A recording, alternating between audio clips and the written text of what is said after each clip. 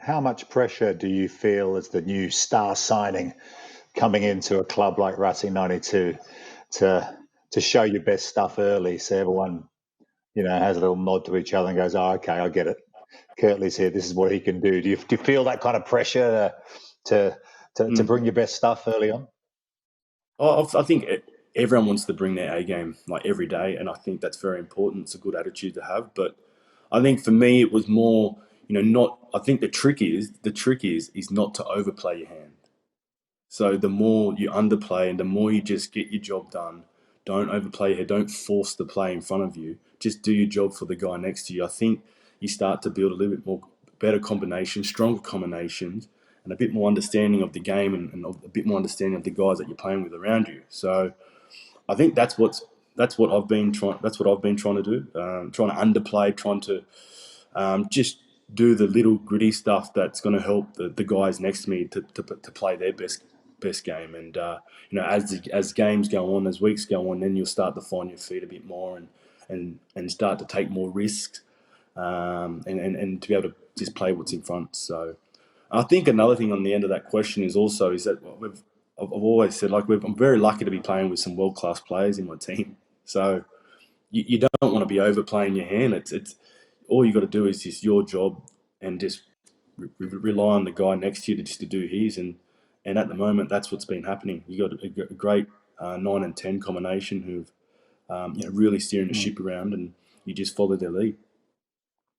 What did you make of the semi-final? Watching from the sidelines, did you always feel that Finn had something like that in the locker that he could produce at any moment? Did you think he just needed one opportunity and he could win it for you? Yeah, absolutely. Finn's a world-class player. It's great to be able to sit in meetings with him and see him dissect games. And I think the best thing with Finn is that he's got combinations, strong combinations with every player. Like he'll take the time out to go and make an effort to, make sure that he underplays his game, but to better someone else's. And you've seen the combination, the chip kick with Veremy. They're always at it. They're always trying to I guess, create plays and just keep building on those combinations. So it was great to watch. It was a great game. I think Sarries seems like they were trying to slow the game up, whereas we were trying to fasten the game a bit. And we're very lucky in the end. We stuck to our systems and some genius play by Finn to be able to create such a great opportunity for Veremy to score a try was great to watch. I mean, I love the fact where he's talking about the little relationships he has with different players, the chip he has with Akatel. One of the players he loves to go to is little first receiver drift down, straighten up inside ball to Zebo. When I watch that, Every time I watch that, I think of, and excuse me if I pronounce his name wrong, was it Bernard Foley or Bernard? Yeah, Bernard, yeah. Bernard, yeah. For some reason, we always call him Bernard. I don't know why. Anyway, but Bernard Foley, and particularly 2015 World Cup, there was that moment where, certainly in the game against England, but it was one of your go-to plays. So is that the hardest thing? You're talking about doing the little nitty-gritty bits, the high ball, the clearance kicks, the plaqués, the tackle, this sort of stuff. But actually what you're trying to do in the first 2 or 3 weeks is to get your calls. I bet you've already got a private call with the scrum half for jagging back up the short side. You've got those calls. So it's building up those weapons that allow you to understand the collective team calls. And then there's the calls that people need to know. The vast majority of the front five never need to know. Exactly right. And that's what I think over time you build combinations, and I think that's something that I've been really focusing on whilst I've been here, and I'm looking forward to building more combinations with different players, and I think as you go on, you kind of, like I said, I'm surrounded by world-class players here, and you're learning different mindsets, different ways of kind of seeing the game. And I think for me, my goal is to try and be better, to have a better influence on the game. And it's great to be able to pick up different kind of knowledge from other players, so to be able to help better the team going forward. And just in terms of this team, they've gone close and haven't quite managed to get there. So the changing room afterwards, Well, what's it like? Was it one that's relieved to be there? Or was it one that was, you know what, we had a nice glass of vino, red wine, bang, training, because not this time. It's not happening again. Yeah, absolutely. I think Toto, the coach, the head coach, Laurent, he's a very passionate man. You can see that he knows how to gets the boys focused, and it's a normal week this week for us where we're certainly making sure that we're putting our best foot forward against La Rochelle on the weekend, and making sure that we're not slackening off. It is a few weeks away, the cup final, but I think for us it's important that we continue to keep doing what we're doing, and that's just to keep preparing well, keep getting the mind and body fresh, so then when we're getting the opportunity, we can deliver our best performance. And the sheds were. It's always a special time to be able to celebrate moments like that in your career. It's and celebrate good wins like that. You work so hard throughout the year and over the years, and to be able to have a moment like that. These guys. I've just come on in maybe a month now, but these guys have worked so hard to get here, and to see it from a distance, they fully deserved it, and they've been working really hard. And hopefully, we can continue that by just preparing our week as per usual, and making sure that we're ready when we get the opportunity next. What can you tell those guys about Exeter from your time in England? Well, resilient, great team. They're a great team.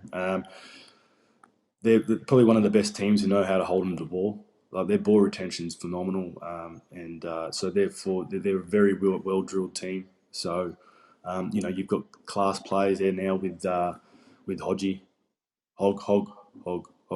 Stuart Hogg, who's Stuart Hogg, who's a world class player. He's building some really nice combinations there with that young 10 Simmons, I think it is. Yeah. So look, there's threats.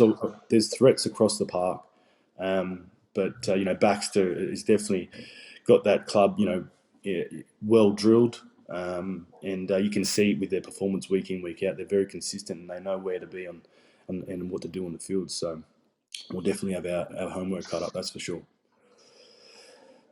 One of the things they're famous for, Kurtley, is their pick and go. They score so many tries.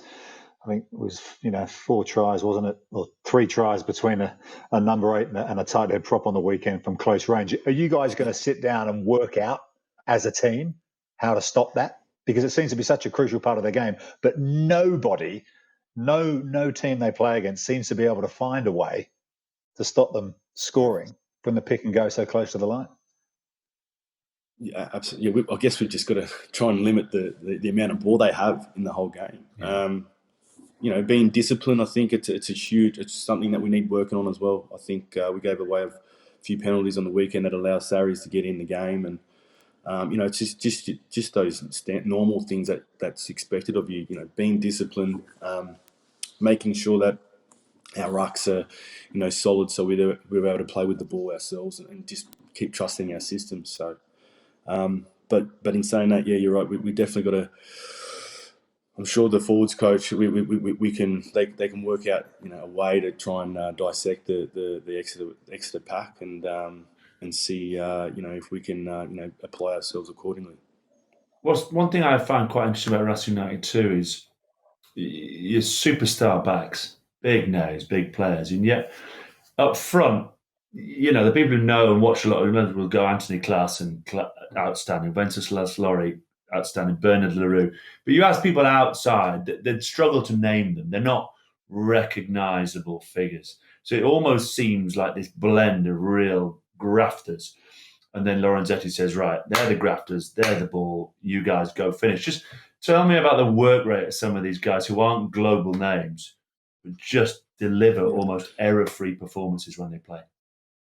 Yeah, I think one thing I've noticed is that they work extremely hard. Like their maulings, the forward sessions, you can see them ripping into each other. And I think if you have that attitude each day, for week in, week out, it's going to show out in the field, and it just becomes so natural for these players. And they're a big pack, and they're well drilled. So at training they never miss a beat. And I think if you see in the Clement game, I think our forwards won us the game really. Yeah.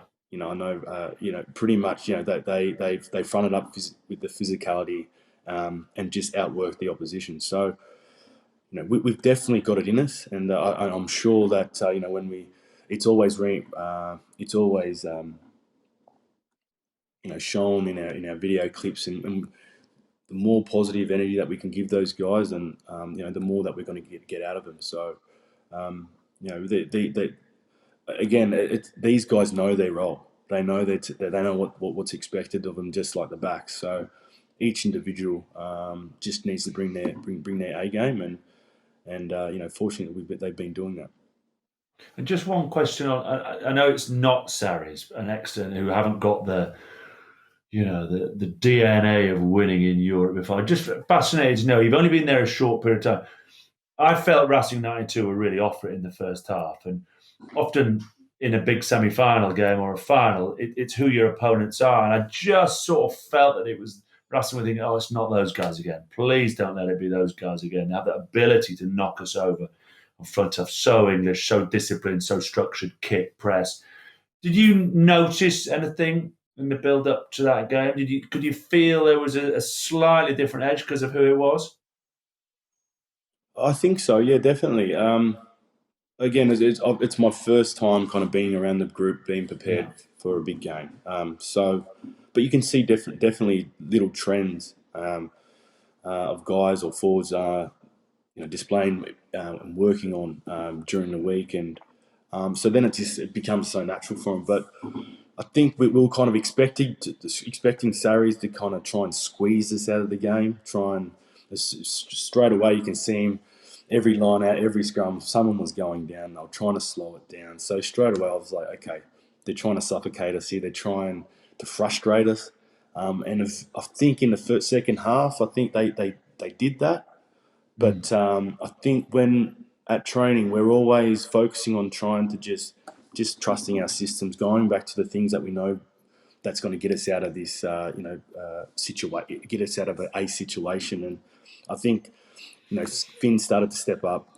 Jeremy started to carry the ball forward. And once we started to go forward, without the Sarries kind of holding up tackle, slowing the ruck down, we started to get momentum. And then we started to see, some moments where we were able to create opportunities. And so, once the boys get a sniff of that, they grow an extra arm and leg, and then things just become a little bit easy.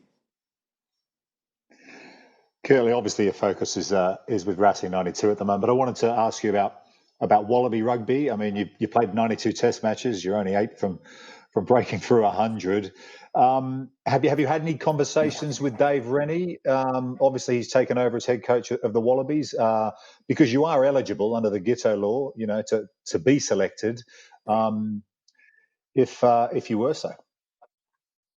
No contact with Dave. I think my obviously I'd still love to try and be involved somewhere along the lines of my focus now is purely just to play consistent rugby over here in Europe. Try and, as I said earlier, keep to try and better my game. I think one thing I've got under my belt is experience. And so it's important for me just to make sure that the body's right, that I'm consistently performing at the top against some of the best in the world. So, I guess that's another thing. I'm very lucky to be playing with some world-class players and in and around, some of these guys that internationally would probably come against. So, I'd always have that in my favour. But at the same time, he made it quite clear that form is paramount, and I think I couldn't agree more. You got to be playing your best rugby, so that'll be my focus whilst I'm over here, and playing in finals footy, or making sure that I'm at the top of my game here in the top 14. That'll be my focus, and if we do have conversations later on down the track, so be it. But right now, my focus is purely on playing racing rugby and making sure that I'm just continually building on my game. So therefore, when I do get the opportunity, I'll be ready to go. So if the call did come from Australia to head back for a rugby championship or what have you, you'd be open to that. You'd be open to going back and playing for the Wallabies. Yeah. I mean, I haven't had that conversation. I think part of the reason of coming over was that you can certainly see there's a new shift in Rugby Australia with a lot of bleeding and a lot of the new generations coming through, a kind of a new vision, new coaching staff, and so you see a lot of those new faces now in the Wallaby squad at the moment. Guys who quite young, haven't been really exposed at that level for in a period, and so I guess it's their time to really shine now and take that opportunity. So at the same time, I think it's equally as important to have experienced players around as well. So when and if that opportunity comes, I've got to make sure I'll be ready to go. 16 asterisks in Dave's squad, so 16 uncapped players. Knowing what you know of the squad and the players part there, who are you really pleased for and excited to see that might get their chance come November? I've been actually really impressed with James O'Connor. A good mate of mine.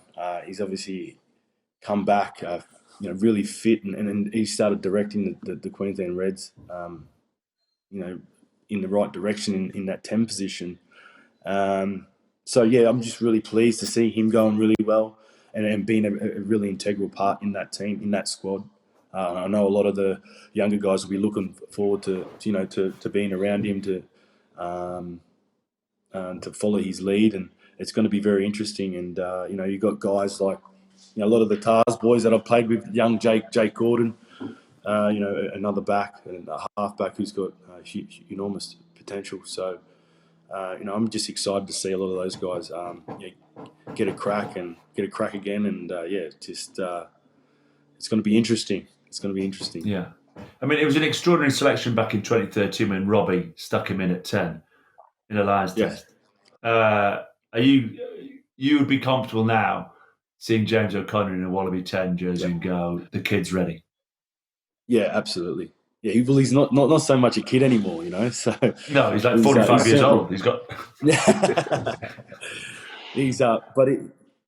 Just very impressed. He's got a very strong mind now to be able to push through some of those, the tough times, and you can just see the way he presents himself, and it's a credit to him and in how he's just applied himself to his rugby, and once he's on like that, he's just a joy to watch. So, I'm very, very pleased for him, and I hope he takes it with both hands. Kurtley, how does the young maverick rugby player? I mean, I think we talk James O'Connor, we're talking to you. You mentioned Finn Russell. Other examples around the international game of brilliant young players that maybe have had a couple of off-field issues as well, but they have always had that brilliance that everyone loves watching. What advice would you give to a young player who's coming on the scene, who's probably got that natural flair and brilliance to kind of keep that, but also keep focused in a professional sense? Be careful. No, look, I think you kind of get lost. I think you kind of get lost you kind of follow your ego a lot. It's something that you can get easily caught up in, your ego that tells you that you're bigger than your shoes and whatnot. But I think that's exactly what I'd be saying. Just making sure that you keep your feet on the ground, and continue to work hard on your game. The more you're indulging yourself into putting good positive energy in yourself, I think the more you're going to get out of it. Once you kind of go off path and you kind of listen to your ego, then who knows what's going to happen. It's going to definitely distract you, and make sure it's probably going to push you in a direction that you don't want to be going, that you don't want to go in. So making sure to just keep your feet on your ground.